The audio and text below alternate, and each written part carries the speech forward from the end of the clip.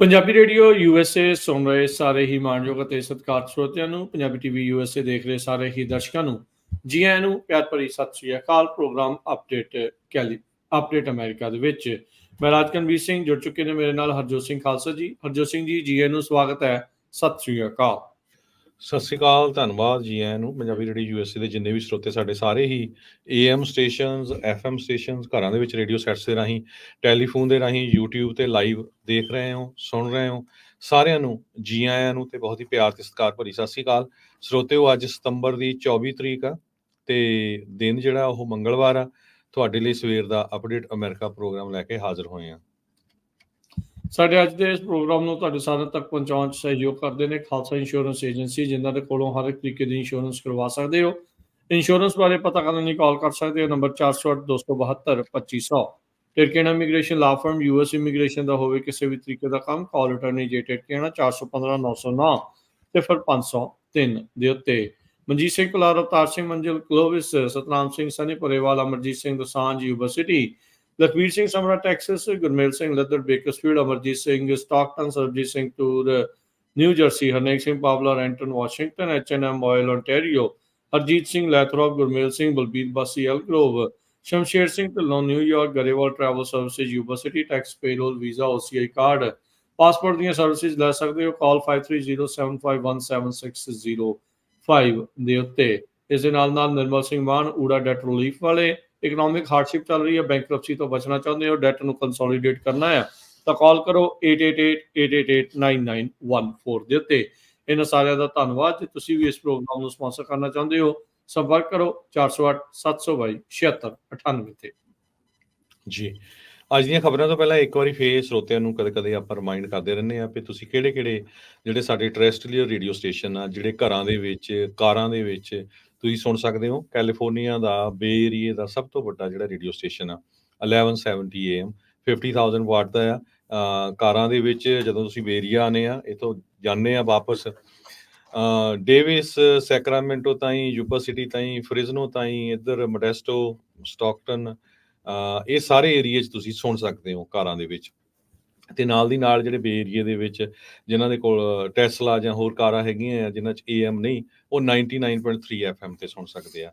ਇਸ ਤੋਂ ਬਿਨਾਂ ਯੂਬਾ ਸਿਟੀ ਦੇ ਵਿੱਚ 1450 AM ਤੇ 96.5 FM ਕੋਬੋ ਜਿਹੜਾ ਸਾਡਾ ਰੇਡੀਓ ਸਟੇਸ਼ਨ ਆ ਲੋਕਲ, ਉੱਥੇ ਸੁਣ ਸਕਦੇ ਆ। ਸੈਕਰਾਮੈਂਟੋ ਦੇ ਵਿੱਚ 1470 AM ਤੇ 105.9 FM ਦੋਨੋਂ ਸਟੇਸ਼ਨ ਜਿਹੜੇ ਆ ਉਹਨਾਂ ਤੇ ਸੁਣ ਸਕਦੇ ਆ।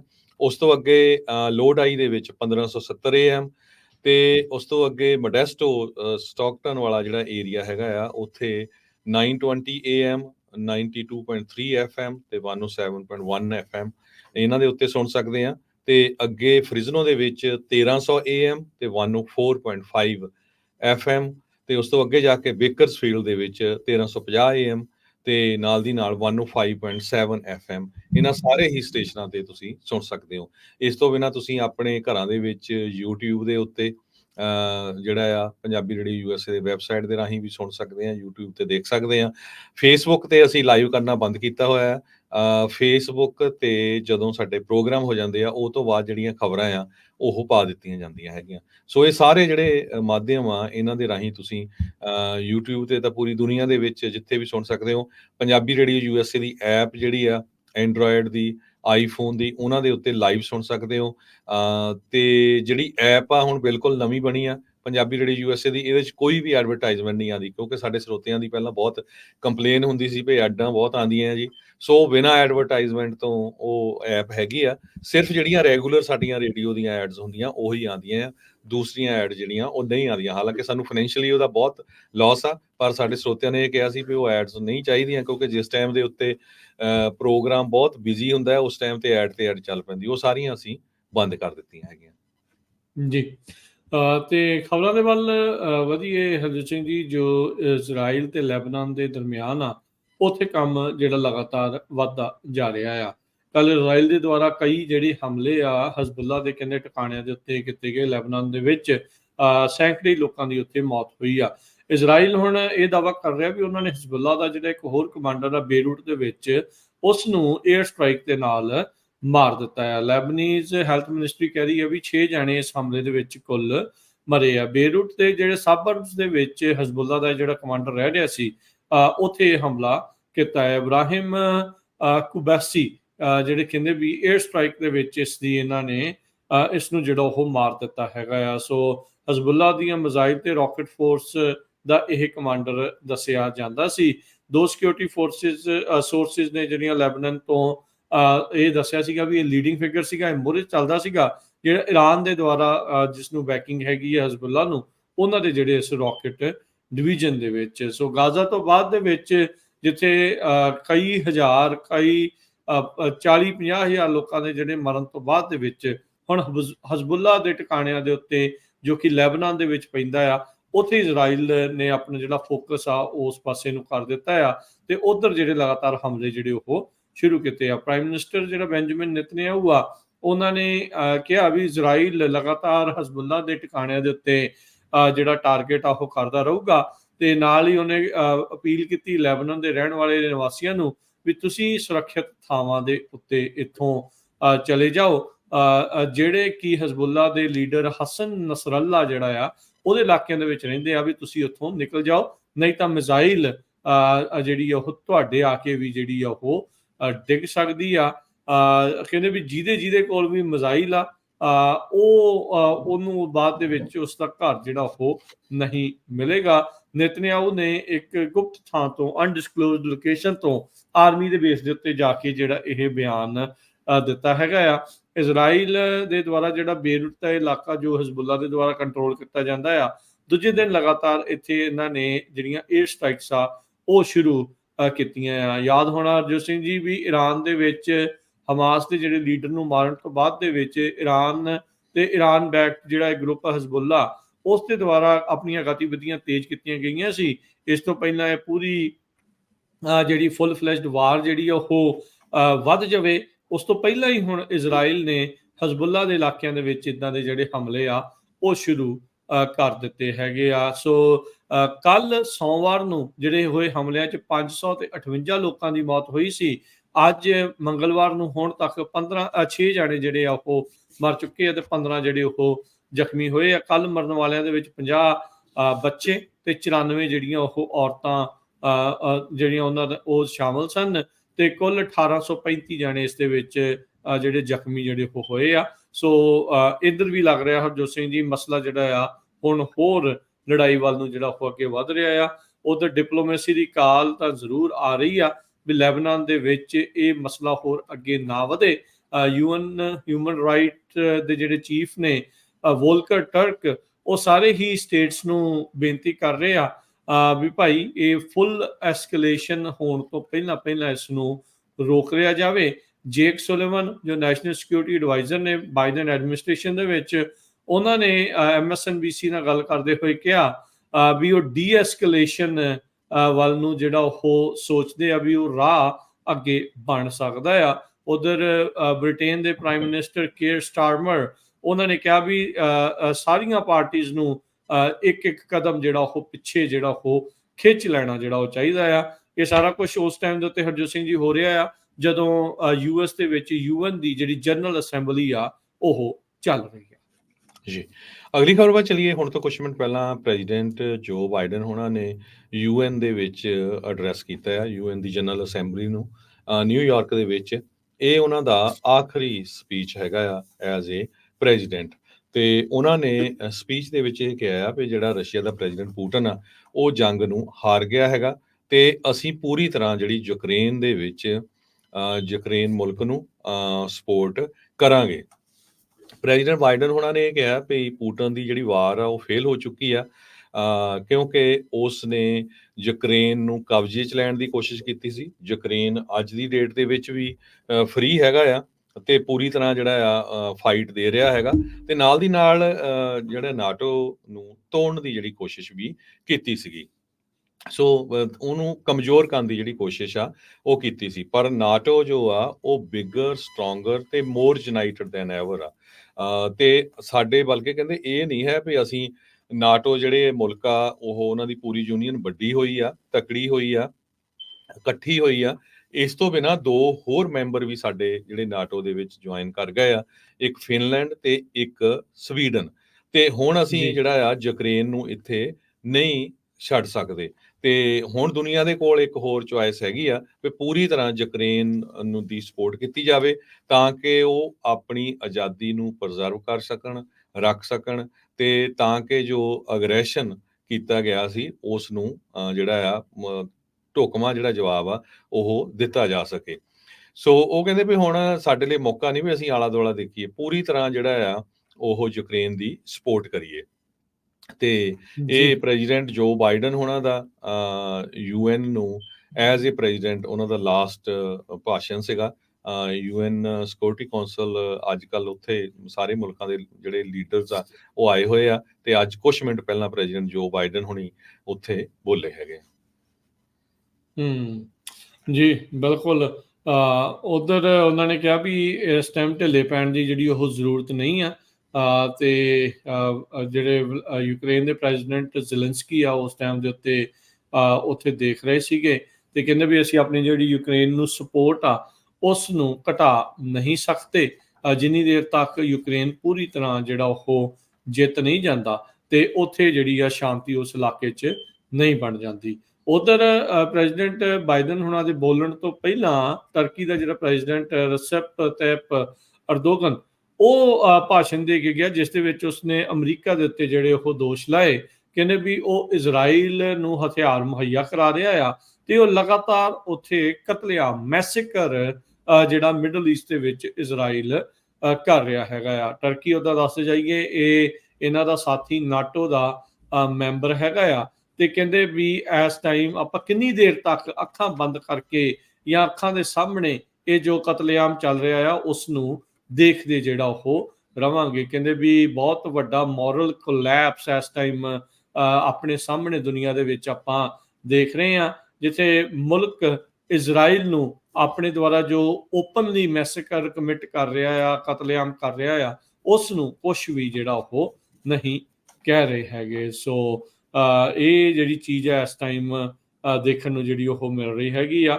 ਸੋ ਦੇਖੋ ਕੀ ਬਣਦਾ ਹੈ ਹਰਜੋਤ ਸਿੰਘ ਜੀ। ਪਰ ਯੂਐਨ ਦੇ ਵਿੱਚ ਹਰ ਇੱਕ ਮੁਲਕ ਦੇ ਜਿਹੜੇ ਲੀਡਰ ਆ ਉਹ ਆਉਂਦੇ ਆ, ਆਪੋ ਆਪਣਾ ਭਾਸ਼ਣ ਦੇ ਕੇ ਜਿਹੜਾ ਉਹ ਚਲੇ ਜਾਂਦੇ ਆ।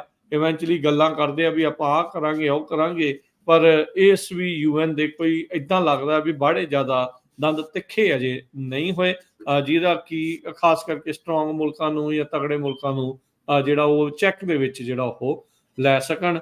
ਸੋ ਪਰ ਪ੍ਰੈਜ਼ੀਡੈਂਟ ਬਾਈਡਨ ਨੇ ਅਖੀਰਲੀ ਵਾਰ ਜਿਹੜਾ ਐਜ਼ ਏ ਪ੍ਰੈਜ਼ੀਡੈਂਟ ਜਿਹੜਾ ਯੂਐਨ ਦੇ ਵਿੱਚ ਭਾਸ਼ਣ ਜਿਹੜਾ ਉਹ ਦਿੱਤਾ ਹੈਗਾ। ਜੀ ਇਸ ਤੋਂ ਬਿਨਾਂ ਉਹਨਾਂ ਨੇ ਇਹ ਵੀ ਦੱਸਿਆ ਵੀ ਉਹ ਕੁਇਟ ਕਿਉਂ ਕਰ ਗਏ second term as a president.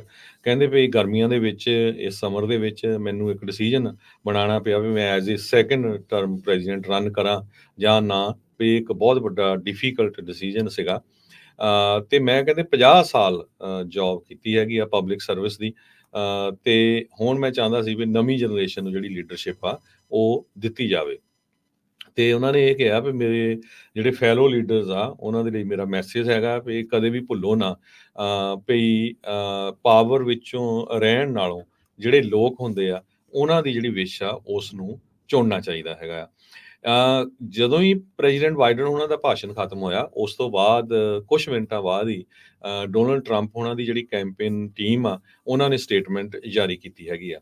ਉਹਨਾਂ ਨੇ ਇਹ ਕਿਹਾ ਵੀ ਪ੍ਰੈਜ਼ੀਡੈਂਟ ਟਰੰਪ ਉਹਨਾਂ ਦੇ ਦੌਰਾਨ ਈਰਾਨ ਬੜਾ ਕਮਜ਼ੋਰ ਸੀ, ਆਈਸਿਸ ਨੂੰ ਐਲੀਮੀਨੇਟ ਕਰ ਦਿੱਤਾ ਗਿਆ ਸੀ, ਹਮਾਸ ਨੂੰ ਕੱਟ ਆਫ ਕਰ ਦਿੱਤਾ ਗਿਆ ਸੀ ਤੇ ਹਿਸਟੋਰਿਕ ਪੀਸ ਜਿਹੜਾ ਚੱਲ ਰਹੀ ਸੀ ਮਿਡਲ ਈਸਟ ਦੇ ਵਿੱਚ।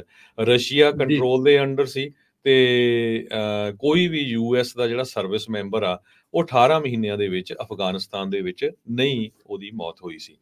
ਉਹ ਕਹਿੰਦੇ ਵੀ ਜੇ ਕਮਲਾ ਹੈਰਿਸ ਦੀ ਪ੍ਰੈਜ਼ੀਡੈਂਸੀ ਆਈ ਤੇ ਵਰਲਡ ਵਾਰ 3 ਸਰਟਨਲੀ ਇਹ ਹੋਊਗੀ। ਇਹ ਜਿਹੜੀ ਪ੍ਰੈਜ਼ੀਡੈਂਟ ਟਰੰਪ ਹੋਣਾ ਦੀ ਜੋ ਕੈਂਪੇਨ ਟੀਮ ਆ ਉਹਨਾਂ ਨੇ ਬਾਈਡਨ ਹੋਣਾ ਦੀ ਸਟੇਟਮੈਂਟ ਤੋਂ ਬਾਅਦ ਆਪਣੀ ਸਟੇਟਮੈਂਟ ਜਿਹੜੀ ਆ ਉਹ ਜਾਰੀ ਕੀਤੀ ਹੈਗੀ ਆ।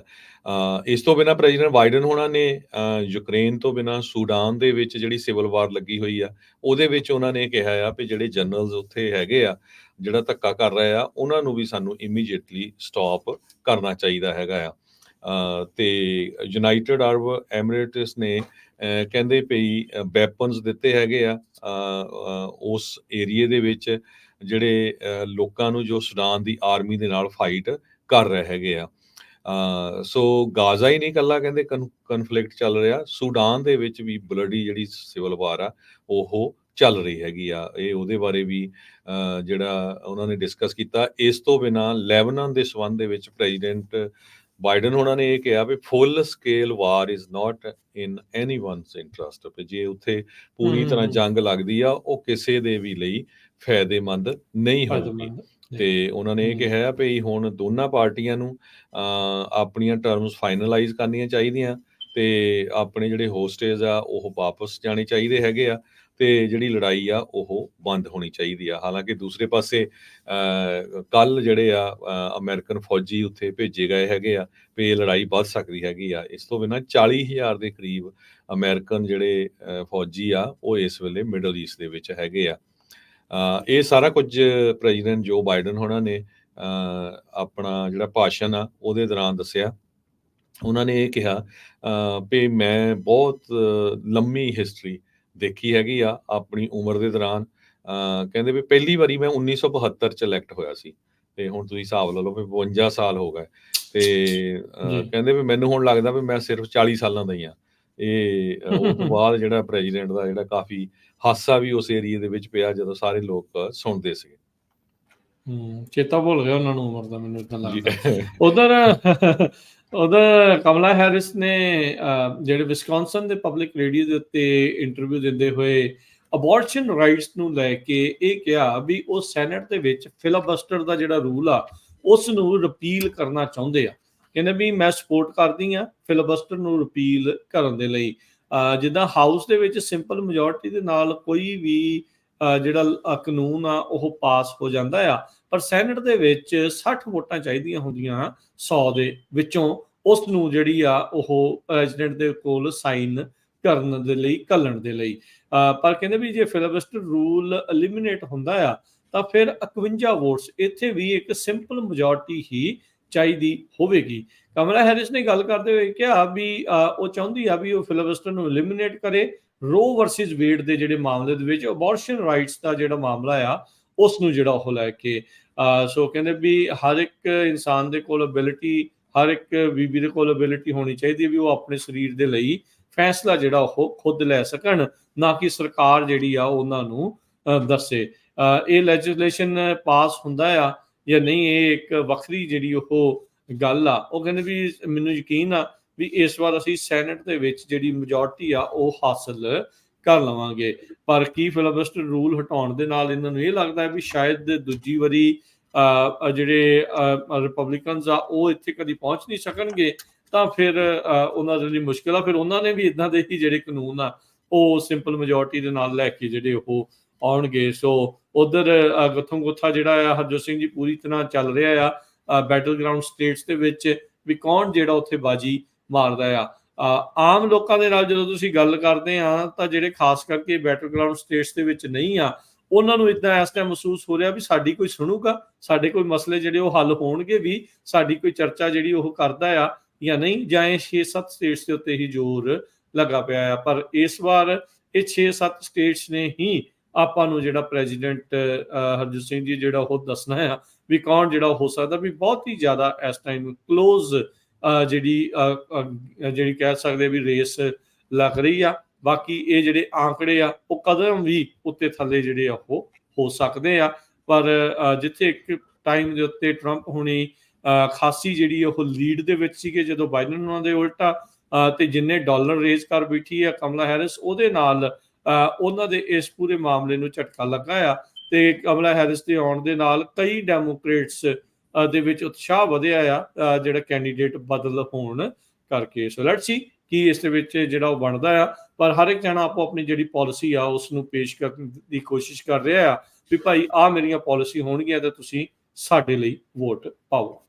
ਤੇ ਹੁਣ ਜਿਹੜਾ ਅੱਜ ਦੀ ਇਲੈਕਸ਼ਨ ਅਮਰੀਕਾ ਦੇ ਵਿੱਚ ਪ੍ਰੈਜ਼ੀਡੈਂਸ਼ੀਅਲ ਇਲੈਕਸ਼ਨ ਹੋਣੀ ਆ, ਉਹਦੇ ਵਿੱਚ ਇਮੀਗ੍ਰੇਸ਼ਨ ਮੇਨ ਮੁੱਦਾ ਬਣਿਆ ਹੋਇਆ।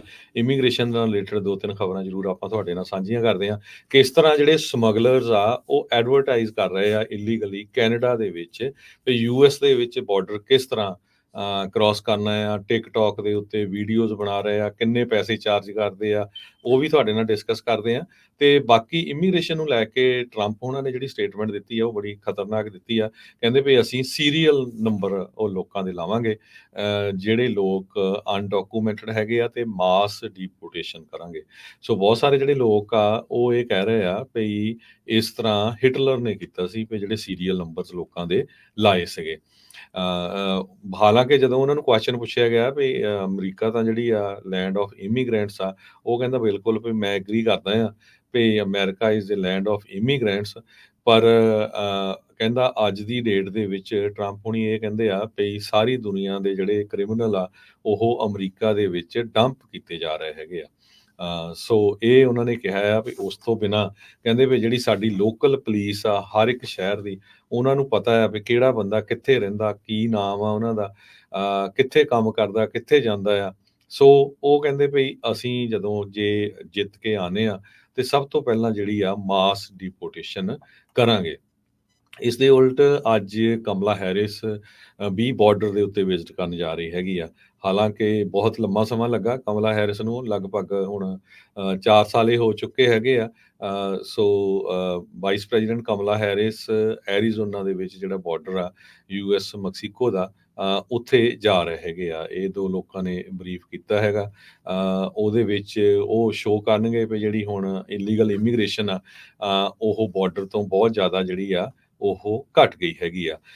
ਇਸੇ ਤਰ੍ਹਾਂ ਵੱਖ-ਵੱਖ ਲੋਕ ਜਿਹੜੇ ਆ ਉਹ ਆਪਣਾ ਵਿਊ ਪੁਆਇੰਟ ਦੱਸ ਰਹੇ ਆ। ਟੈਮੀ ਬਰੂਸ ਇਹ ਕਹਿੰਦੇ ਵੀ ਜਿਹੜਾ ਇਮੀਗ੍ਰੇਸ਼ਨ ਸਿਸਟਮ ਆ ਯੂਐਸਏ ਦਾ ਬ੍ਰੋਕਨ ਆ, ਜੇ ਇਹਨੂੰ ਫਿਕਸ ਨਾ ਕੀਤਾ ਗਿਆ ਤੇ ਇਹ ਪੂਰੀ ਤਰ੍ਹਾਂ ਜਿਹੜਾ ਆ ਕਲੈਪਸ ਹੋ ਜਾਣਾ ਹੈਗਾ।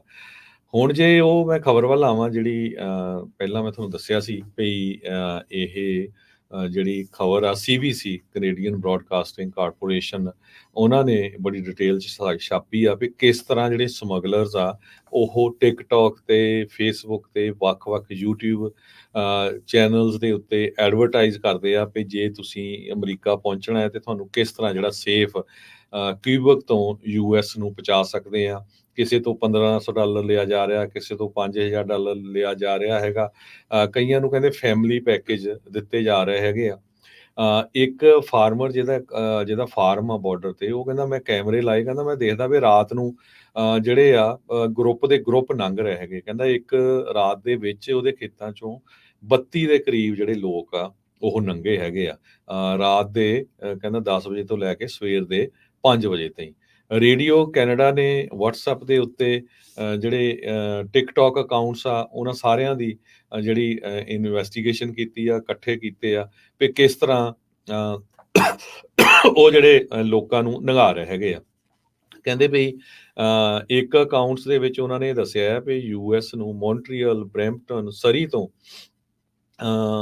ਕਿਸ ਤਰ੍ਹਾਂ ਬਾਰਡਰ ਕ੍ਰਾਸ ਕੀਤੇ ਜਾ ਰਹੇ ਆ। ਇਸ ਟਿਕਟੌਕ ਜਿਹੜਾ ਟਿਕਟੌਕਰ ਆ ਉਹਦੇ 3,60,000 ਫਾਲੋਅਰ ਆ, ਤੇ ਮੋਸਟਲੀ ਕਹਿੰਦੇ ਇੰਡੀਅਨ ਸਟੂਡੈਂਟਸ ਨੂੰ ਉਹ ਟਾਰਗੇਟ ਕਰਦਾ ਜਿਹੜੇ ਕੈਨੇਡਾ ਦੇ ਵਿੱਚ ਰਹਿੰਦੇ ਆ।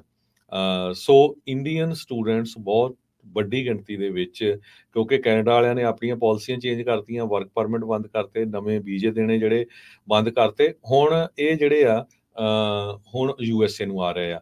ਬਹੁਤ ਸਾਰੀਆਂ ਵੀਡੀਓਜ਼ ਟਿਕਟੌਕ ਤੇ ਪਾਈਆਂ ਗਈਆਂ, ਕਹਿੰਦੇ ਟੈਸਟੀਮੋਨੀਅਲ ਪਾਏ ਗਏ ਆ ਪੰਜਾਬੀ ਦੇ ਵਿੱਚ ਵੀ ਕਿਸ ਤਰ੍ਹਾਂ ਅਸੀਂ ਬੜੀ ਆਸਾਨੀ ਦੇ ਨਾਲ ਜਿਹੜਾ ਬਾਰਡਰ ਕ੍ਰਾਸ ਕਰਕੇ ਆ ਗਏ ਹੈਗੇ ਆ, ਵੀ ਸਾਨੂੰ ਕੋਈ ਮੁਸ਼ਕਲ ਨਹੀਂ ਆਈ ਹੈਗੀ।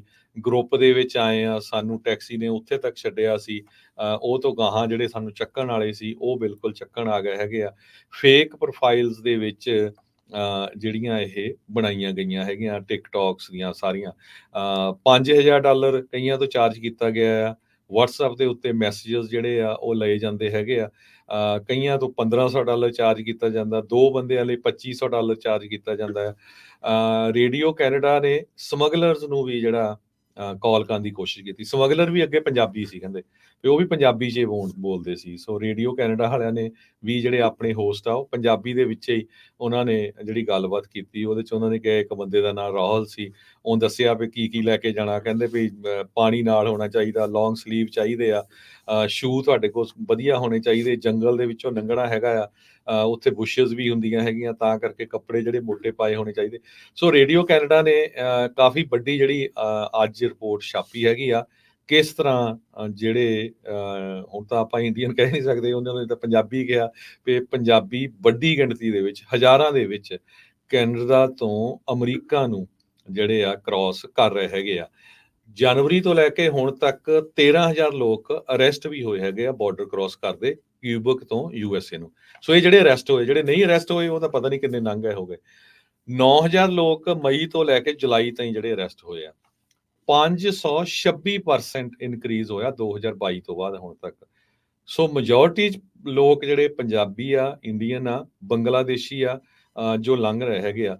ਪ੍ਰੋਬਲਮ ਕਿਸ ਵੇਲੇ ਪਈ ਆ, ਇਹ ਆਰਟੀਕਲ ਜਾ ਕੇ ਅੱਗੇ ਲਿਖਦੇ ਆ ਵੀ ਪ੍ਰੋਬਲਮ ਉਸ ਟਾਈਮ ਪਈ ਜਦੋਂ ਇੱਕ ਪਾਕਿਸਤਾਨੀ ਮੂਲ ਦਾ ਮੁਸਲਮਾਨ ਨੌਜਵਾਨ ਉਸ ਨੂੰ ਅਰੈਸਟ ਕੀਤਾ ਗਿਆ, ਕਿਉਂਕਿ ਉਹ ਅਮਰੀਕਾ ਦੇ ਵਿੱਚ ਇੱਕ ਯੂਜ਼ ਦੀ ਜਿਹੜੀ ਰਿਲੀਜੀਅਸ ਪਲੇਸ ਆ ਉਸ ਨੂੰ ਬਲੋ ਆਊਟ ਕਰਨਾ ਚਾਹੁੰਦਾ ਸੀ, ਉਹ ਬਾਰਡਰ ਕ੍ਰਾਸ ਕਰਕੇ ਆਇਆ ਸੀ। ਸੋ ਇਹ ਜਿਹੜੀ ਸਿਚੁਏਸ਼ਨ ਆ, ਇਹਦੇ ਸੰਬੰਧ ਦੇ ਵਿੱਚ ਇੱਕ ਪੋਲੀਟੀਕਲ ਸਾਇੰਟਿਸਟ ਸ਼ਿੰਦਰ ਪੁਰੇਵਾਲ ਕਰਕੇ ਹੈਗੇ ਆ, ਕਵੈਂਟਲਿਨ ਪੋਲੀਟੈਕਨਿਕ ਯੂਨੀਵਰਸਿਟੀ ਜੋ ਬ੍ਰਿਟਿਸ਼ ਕੋਲੰਬੀਆ ਦੇ ਵਿੱਚ ਆ, ਉਹਨਾਂ ਨੇ ਇਹ ਕਿਹਾ ਆ ਵੀ ਕੈਨੇਡਾ ਦੇ ਵਿੱਚ ਜੌਬਸ ਬੜੀਆਂ ਘੱਟ ਗਈਆਂ ਹੈਗੀਆਂ ਆ, ਤੇ ਲੋਕ ਵੱਡੀ ਗਿਣਤੀ 'ਚ ਆ ਗਏ ਆ। ਸੋ ਹੁਣ ਉਹ ਸੋਚਦੇ ਆ ਵੀ ਅਮਰੀਕਾ ਦੇ ਵਿੱਚ ਹਜੇ ਵੀ ਜਿਹੜੀ ਇਕੋਨਮੀ ਸਟਰੋਂਗ ਹੈਗੀ ਆ, ਜੌਬਸ ਮਿਲ ਜਾਂਦੀ ਆ, ਤੇ ਪਲੱਸ ਕੈਨੇਡਾ ਦਾ ਵੀਜ਼ਾ ਉਹ ਕਹਿੰਦੇ ਬੜਾ ਈਜ਼ੀ ਹੈਗਾ ਆ US ਵੀਜ਼ੇ ਨਾਲੋਂ। ਉਹ ਕੈਨੇਡਾ ਆਉਂਦੇ ਆ ਟੂਰਿਸਟ ਵੀਜ਼ੇ ਤੇ, ਕੈਨੇਡਾ ਤੋਂ ਆ ਕੇ ਉਹ ਜਿਹੜੇ ਆ ਅਮਰੀਕਾ ਚਲੇ ਜਾਂਦੇ ਆ। ਈਵਨ ਜਿਹੜੇ ਇਹ ਪੋਲੀਟੀਕਲ ਸਾਇੰਟਿਸਟ ਆ, ਉਹ ਕਹਿੰਦੇ ਵੀ ਜਿਹੜੇ ਪੰਜਾਬ ਤੋਂ ਕਈ ਗੈਂਗ ਆ, ਉਹ ਹੁਣ ਕੈਨੇਡਾ 'ਚ ਆਪਰੇਟ ਕਰ ਰਹੇ ਹੈਗੇ ਆ, ਇਹ ਉਹਨਾਂ ਨੂੰ ਸੇਫ ਆ। ਉਹ ਕਹਿੰਦੇ ਵੀ ਇੰਨੇ ਈਜ਼ਲੀ ਜਿਹੜੇ ਆ ਉਹ ਕੈਨੇਡਾ ਦੇ ਵਿੱਚ ਪਹੁੰਚ ਰਹੇ ਹੈਗੇ ਆ। ਸੋ ਕਾਫੀ ਵੱਡਾ ਜਿਹੜਾ ਆਰਟੀਕਲ ਆ ਅੱਜ CBC ਨੇ ਛਾਪਿਆ ਹੈਗਾ ਆ। ਕਹਿੰਦੇ ਭਈ ਜਿਹੜਾ US ਮੈਕਸੀਕੋ ਬਾਰਡਰ ਨਾਲੋਂ ਹੁਣ ਜਿਹੜਾ ਕੈਨੇਡਾ ਤਾਂ ਜਿਹੜਾ ਅਮਰੀਕਾ ਦਾ ਬਾਰਡਰ ਆ, ਉਹ ਨੰਬਰ 1 ਪੁਆਇੰਟ ਬਣਿਆ ਆ ਇਲੀਗਲ ਇਮੀਗ੍ਰੇਸ਼ਨ ਦੇ ਲਈ। ਬਿਲਕੁਲ, ਤੁਸੀਂ ਹਿਸਾਬ ਲਾ ਲਓ ਵੀ ਕਿਸ ਤਰੀਕੇ ਦੇ ਨਾਲ ਇਹ ਸਾਰਾ ਕੁਛ ਜਿਹੜਾ ਉਹ ਦੇਖਿਆ ਜਾ ਰਿਹਾ ਆ। RCMP ਨੇ ਮੁਸ਼ਤੈਦੀ ਉਦੋਂ ਹੀ ਵਧਾਈ ਹੈ ਜਿੱਦਾਂ ਤੁਸੀਂ ਦੱਸਿਆ ਵੀ ਉਹ ਜਿਹੜਾ ਮੁਹੰਮਦ ਸ਼ਾਹਜ਼ੇਬ ਖਾਨ ਫੜਿਆ ਗਿਆ ਸੀਗਾ, ਉਹ ਉਸ ਤਰੀਕੇ ਦੇ ਨਾਲ ਵੀ ਉਹ ਉਡਾਉਣਾ ਚਾਹੁੰਦਾ ਸੀਗਾ, ਪਰ ਇਦਾਂ ਦੇ ਕਿੰਨੇ ਆ ਆਨਲਾਈਨ, ਜਿੱਦਾਂ ਤੁਸੀਂ ਦੱਸਿਆ ਵੀ ਚਾਹੇ ਉਹ ਟਿਕਟੌਕ ਆ, ਚਾਹੇ ਉਹ ਫੇਸਬੁੱਕ ਆ, ਉੱਥੇ ਕਹਿੰਦੇ ਵੀ ਇਹ ਵੀ ਐਡਾਂ ਲਾਈਆਂ ਜਾ ਰਹੀਆਂ ਵੀ ਤੁਹਾਡਾ ਟੂਰਿਸਟ ਵੀਜ਼ਾ ਗਰੰਟੀਡ ਤੁਹਾਨੂੰ ਕੈਨੇਡਾ ਦਾ ਜਿਹੜਾ ਆ ਅਸੀਂ ਲੈ ਕੇ ਜਿਹੜਾ ਉਹ ਦੇਵਾਂਗੇ। ਕੈਨੇਡਾ ਦੇ ਵੀਜ਼ੇ ਦੇ ਲਈ ਜਿਹੜੀ ਹੈ individual face to face interview ਨਹੀਂ ਹੁੰਦੀ। ਅਮਰੀਕਾ ਦਾ ਵੀਜ਼ਾ ਜਿਹੜਾ ਉਹ ਲੈਣਾ ਖਾਸਾ ਮੁਸ਼ਕਲ ਹੁੰਦਾ ਆ ਉਸ ਚੀਜ਼ ਦੇ ਮੁਕਾਬਲੇ। ਪਰ ਹੁਣ ਆਪਾਂ ਜਿਹੜਾ ਚੀਜ਼ ਦੇਖ ਰਹੇ ਹਾਂ ਵੀ ਕਿਸ ਤਰੀਕੇ ਦੇ ਨਾਲ ਉਹ ਟੈਸਟੀਮੋਨੀਆਂ ਜਿਹੜੀਆਂ ਉਹ ਪਾਈਆਂ ਜਾ ਰਹੀਆਂ। ਕਹਿੰਦੇ ਵੀ ਜਿਹੜਾ ਸਵਾਂਟਨ ਸੈਕਟਰ ਹੈਗਾ ਆ US ਤੇ ਕੈਨੇਡਾ ਦੇ ਵਿਚਾਲੇ, ਜਿਹੜਾ ਕਿ ਸਭ ਤੋਂ ਜ਼ਿਆਦਾ ਜੰਗਲਾਤ ਵਾਲਾ ਇਲਾਕਾ ਆ, ਉਸ ਨੂੰ ਜਿਹੜਾ ਉਹ ਪ੍ਰੈਫਰ ਕੀਤਾ ਜਾ ਰਿਹਾ ਆ ਉਧਰੋਂ ਦੀ ਲੋਕਾਂ ਨੂੰ ਜਿਹੜਾ ਉਹ ਬਾਰਡਰ ਟਪਾਉਣ ਦੇ ਲਈ। ਹੁਣ ਤੁਸੀਂ ਮੈਕਸੀਕੋ ਦੇ ਨਾਲੋਂ ਤੁਸੀਂ ਹਿਸਾਬ ਲਾ ਲਓ ਵੀ ਇੱਧਰੋਂ ਦੀ ਜਿਹੜਾ ਉਹ ਕੰਮ ਜ਼ਿਆਦਾ ਹੋਇਆ। ਆਪਾਂ ਪਹਿਲਾਂ ਵੀ ਗੱਲ ਕਰਦੇ ਰਹੇ ਆ, ਦੱਸਦੇ ਆ ਵੀ ਭਾਈ ਏਜੰਟਸ ਨੇ ਤਾਂ ਤੁਹਾਡੇ ਤੋਂ ਡਾਲਰ ਜਿਹੜੇ ਉਹ ਬਣਾਉਣੇ ਹੀ ਬਣਾਉਣੇ ਆ। ਜਿਸ ਤਰੀਕੇ ਦੇ ਨਾਲ ਥਰਡ ਕੰਟਰੀ ਵਾਲਾ ਇੱਥੇ ਕੇਸ ਜਿਹੜਾ ਉਹ ਬਣਿਆ ਪਿਆ ਆ, ਜਿਹੜੀ CLP ਜਿਹੜੀ ਉਹ ਲੱਗੀ ਪਈ ਆ, ਉਹਦੇ ਨਾਲ ਸਾਰਿਆਂ ਨੂੰ ਮੌਕਾ ਨਹੀਂ ਮਿਲਣਾ ਜਿਹੜਾ ਉਹ ਅਸਾਈਲਮ ਨੂੰ ਜਿਹੜਾ ਉਹ ਲੈ ਕੇ, ਜੇ ਬੰਦਾ ਕੋਈ ਸੋਚ ਰਿਹਾ ਵੀ ਉਸ ਹਿਸਾਬ ਦੇ ਨਾਲ ਟਾਈਮ ਵੀ ਜਾਂਦਾ ਆ ਤੇ ਕਿਸੇ ਤਣ ਪੱਤਣ ਵੀ ਨਹੀਂ ਜਿਹੜਾ ਉਹ ਲੱਗ ਰਿਹਾ। ਸੋ ਤੁਸੀਂ ਪੇਪਰ ਖਰਾਬ ਕਰਨ ਦੀ ਬਜਾਏ ਉਧਰੋਂ ਪੱਕੇ ਹੋ ਕੇ E2 ਵੀਜ਼ੇ ਦੇ ਜ਼ਰੀਏ ਜਿਹੜਾ ਇੱਧਰ ਆਉਣ ਦੇ ਬਾਰੇ ਜਿਹੜਾ ਉਹ ਸੋਚਣ ਦੀ ਲੋੜ ਆ। ਪਰ ਇਹ ਆ ਵੀ ਰੁਕਦਾ ਨਹੀਂ ਕੋਈ ਵੀ ਹੁੰਦਾ, ਪਰ ਇਹ ਹਾਲਾਤ ਜਿਹੜਾ ਇਸ ਟਾਈਮ ਤੇਜ਼ ਹੋਏ ਆ। ਇਸੇ ਕਰਕੇ ਕੈਨੇਡਾ ਨੇ ਓਵਰਆਲ ਜਿਹੜੀ ਇਮੀਗ੍ਰੇਸ਼ਨ ਨੂੰ ਲੈ ਕੇ ਸਖਤੀ ਕੀਤੀ ਆ। ਸਟੂਡੈਂਟ ਵੀਜ਼ੇ ਵੀ ਘਟਾਤੇ ਆ। ਸਟੂਡੈਂਟ ਵੀਜ਼ਿਆਂ ਤੋਂ ਬਾਅਦ ਦੇ ਵਿੱਚ ਜਿਹੜਾ ਵਰਕ ਪਰਮਿਟ ਆ ਉਸ ਨੂੰ ਲੈ ਕੇ, ਵਿਆਹ ਦੇ ਬੇਸ ਤੋਂ ਬਾਅਦ 'ਚ ਜਿਹੜਾ ਵਰਕ ਪਰਮਿਟ ਆ ਉਸ ਨੂੰ ਲੈ ਕੇ, ਉਹ ਸਾਰੀਆਂ ਚੀਜ਼ਾਂ ਦੇ ਵਿੱਚ ਜਿਹੜੀਆਂ ਕਟੌਤੀਆਂ ਜਿਹੜੀਆਂ ਲਗਾਤਾਰ ਕੈਨੇਡਾ ਦੇ ਦੁਆਰਾ ਕੀਤੀਆਂ ਜਾ ਰਹੀਆਂ ਹੈਗੀਆਂ। ਇਸ ਆਰਟੀਕਲ 'ਚ ਅੱਗੇ ਜਾ ਕੇ ਥੋੜਾ ਜਿਹਾ ਰਹਿੰਦਾ ਆ, ਉਹ ਮੈਂ ਡਿਸਕਸ ਕਰਦਾ ਜਾਵਾਂ, ਫਿਰ ਆਪਾਂ ਬ੍ਰੇਕ ਲੈਂਦੇ ਆ।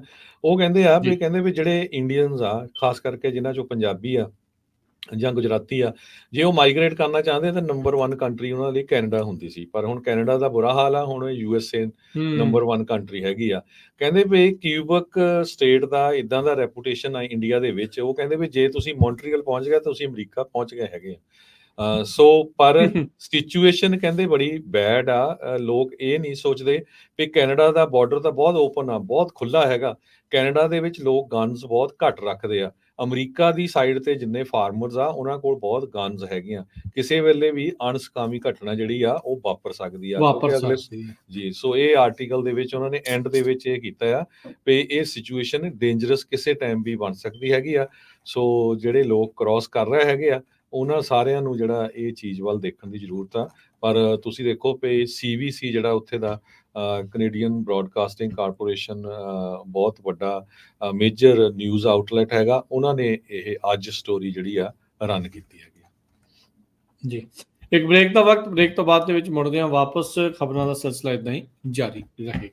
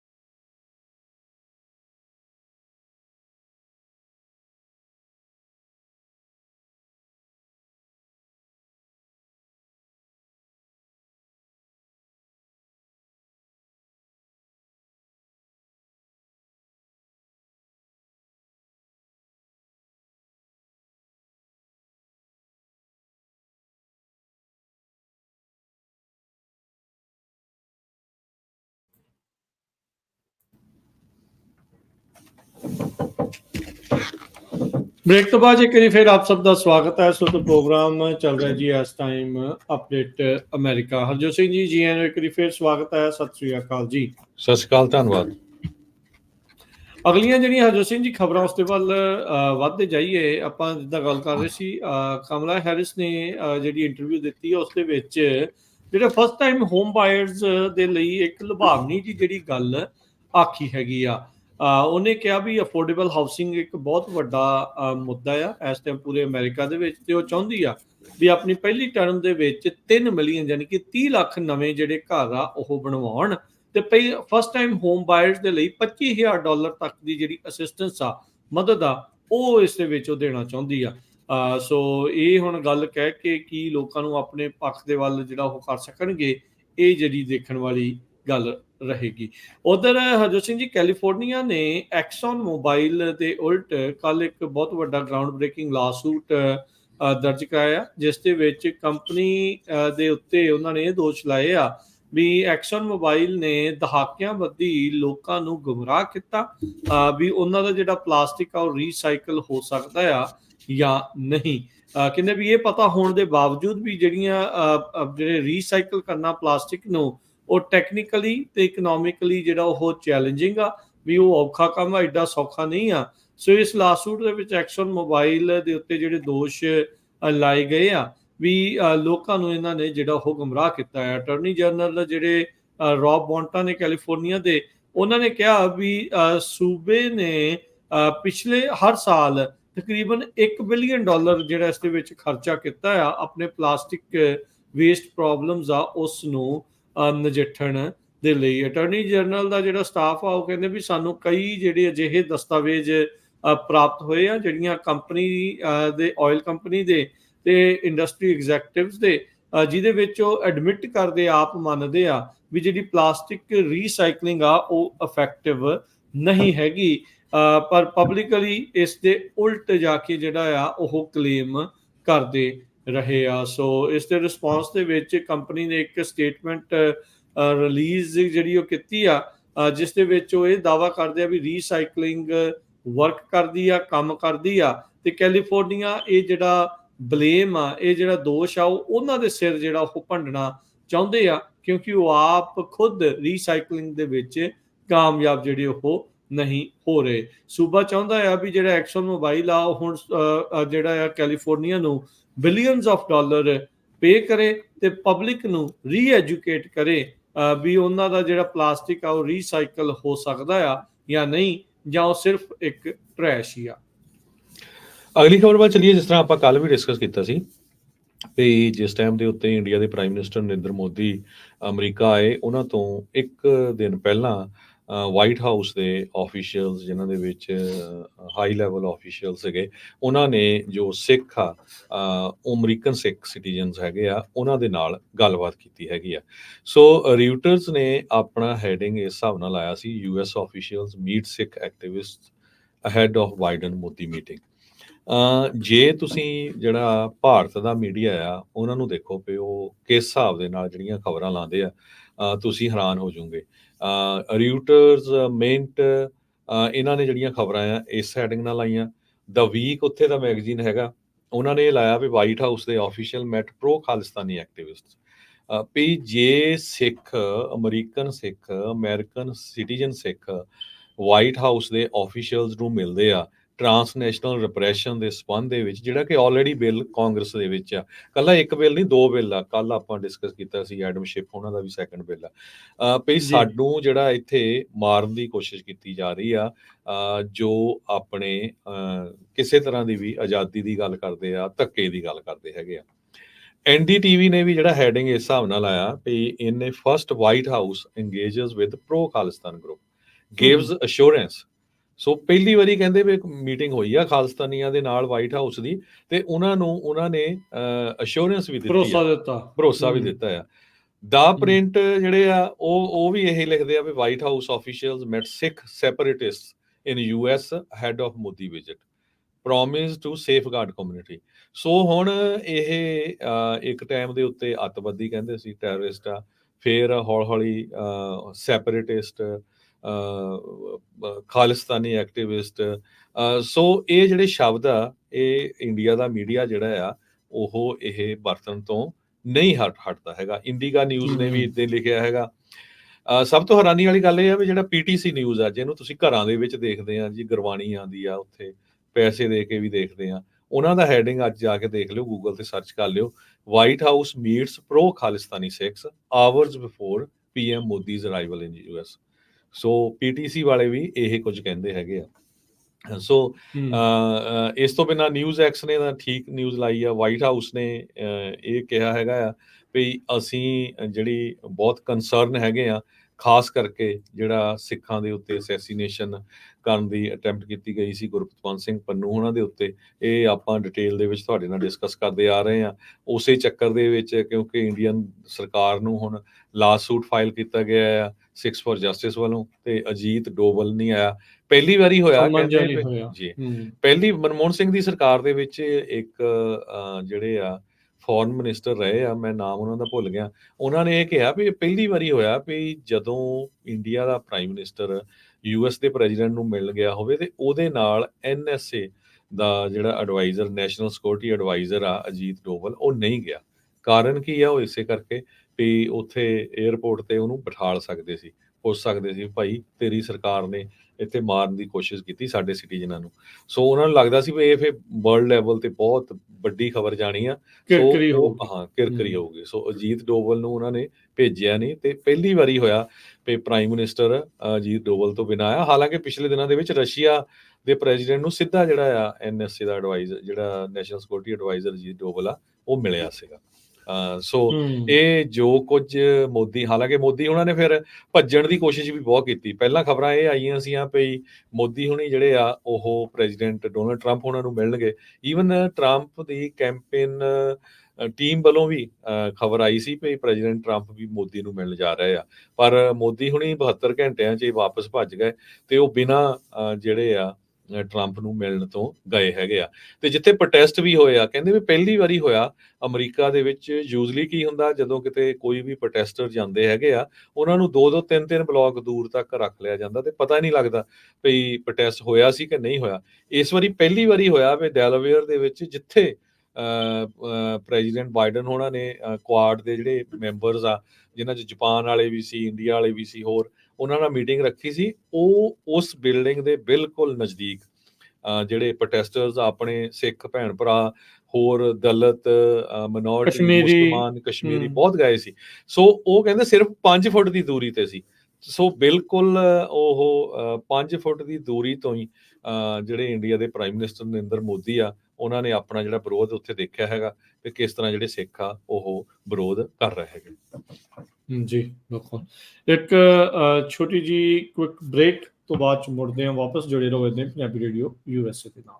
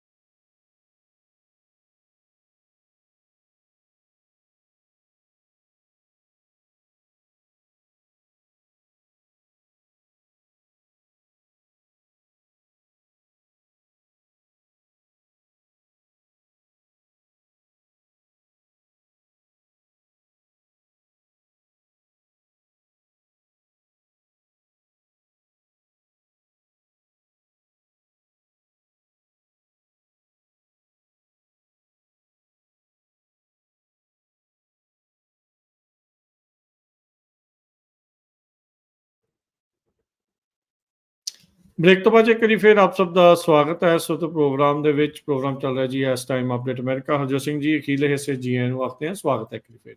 ਧੰਨਵਾਦ ਜੀ ਆਇਆਂ ਨੂੰ। ਤੇ ਜਾਂਦੇ ਜਾਂਦੇ ਆਪਾਂ ਜੇ ਵੈਦਰ ਦੀ ਗੱਲਬਾਤ ਕਰਦੇ ਜਾਈਏ, ਜਿਹੜਾ ਟ੍ਰੋਪੀਕਲ ਸਟਾਰਮ ਹੈਲਨ ਆ, ਉਹ ਕਾਫੀ ਜ਼ਿਆਦਾ ਜਿਹੜਾ ਨੁਕਸਾਨ ਆ ਕੈਰੀਬੀਅਨ ਸੀ ਦੇ ਵਿੱਚ, ਫਲੋਰੀਡਾ ਵਾਲੇ ਏਰੀਆ ਦੇ ਵਿੱਚ ਕਰ ਸਕਦਾ ਹੈ। ਇਹ ਕਹਿੰਦੇ ਵੀ ਇੱਕ ਤਰ੍ਹਾਂ ਦੇ ਨਾਲ ਡੇਂਜਰਸ ਹਰੀਕੇਨ ਥ੍ਰੈਟ ਹੈਗੀ ਆ। ਨੈਸ਼ਨਲ ਹਰੀਕੇਨ ਸੈਂਟਰ ਨੇ ਇਹ ਕਿਹਾ ਆ ਵੀ ਪੋਟੈਂਸ਼ੀਅਲ ਟ੍ਰੋਪੀਕਲ ਸਾਈਕਲੋਨ 9, ਜਿਹਦਾ ਪਹਿਲਾ ਨਾਂ ਸੀ, ਹੁਣ ਉਹਨੂੰ ਜਿਹੜਾ ਹੈਲਨ ਦਿੱਤਾ ਗਿਆ ਹੈਗਾ। ਇਹਦੇ ਨਾਲ ਬਹੁਤ ਤੇਜ਼ ਹਵਾਵਾਂ ਆਉਣਗੀਆਂ, ਕੈਟਾਗਰੀ 3 ਕਰਕੇ ਇਹਨੂੰ ਦੱਸਿਆ ਗਿਆ ਆ। ਫਲੱਡਿੰਗ ਹੋ ਸਕਦੀ ਆ, ਤੇ ਮੈਂਡੇਟਰੀ ਇਵੈਕੂਏਸ਼ਨ ਫਲੋਰੀਡਾ ਦਾ ਬਹੁਤ ਸਾਰਾ ਜਿਹੜਾ ਏਰੀਆ ਆ ਉੱਥੇ ਕੀਤਾ ਗਿਆ ਹੈਗਾ ਆ। ਫਲੋਰੀਡਾ ਦੇ ਗਵਰਨਰ ਰੌਨ ਡਿਸੈਂਟਿਸ ਉਹਨਾਂ ਨੇ ਐਗਜ਼ੀਕਿਊਟਿਵ ਆਰਡਰ ਜਾਰੀ ਕੀਤਾ ਹੈ, ਜਿਹਦੇ ਵਿੱਚ ਉਹਨਾਂ ਨੇ 67 ਕਾਉਂਟੀਜ਼ ਦੇ ਵਿੱਚੋਂ 41 ਜਿਹੜੀਆਂ ਕਾਉਂਟੀਜ਼ ਆ ਉਹਨਾਂ 'ਚ ਸਟੇਟ ਆਫ ਐਮਰਜੈਂਸੀ ਜਿਹੜੀ ਆ ਡਿਕਲੇਅਰ ਕੀਤੀ ਹੈਗੀ ਆ।